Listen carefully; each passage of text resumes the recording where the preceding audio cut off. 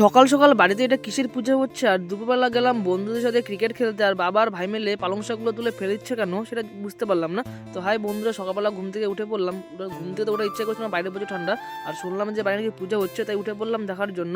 আর এখান থেকে মা বোনু আর বাবা মিলে পুজোর জোগাড় করছিল আর এখানে কী পূজা করছে সেটা আমি বুঝতে পারছি না। আর কারণ আজকের নাকি পৌষ সংক্রান্তি, সেইগুলো কি পুজোটা হচ্ছে। আর এই পুজোটার কী নাম সেটা আমার জানি, তোমাদের যদি জানা থাকে তাহলে অবশ্যই তোমরা কমেন্ট করে জানিয়ে দিও। আর পুজোটা প্রতি বছর বাবাই সকালে চান করে ওঠে, আমি তো সকালে ঘুম থেকে উঠি না, তাই করাও হয় না।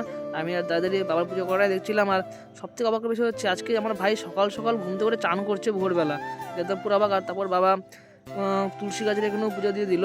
আর এটা তো আমাদের বাড়িতে প্রতিদিনই হয়ে থাকে প্রায়।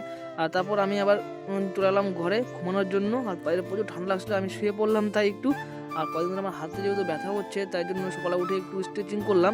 ডাক্তার বলেছে যে একটু ব্যায়াম করতে, যাতে হাতটা আশা করি হয়তো ঠিক হয়ে যাবে, দেখা যাক কতটা কী হয়। আশা নিয়ে তো ব্যায়াম করা। তারপর চলে আসলাম একটু বাইরের দিকে স্ট্রেচিং করে।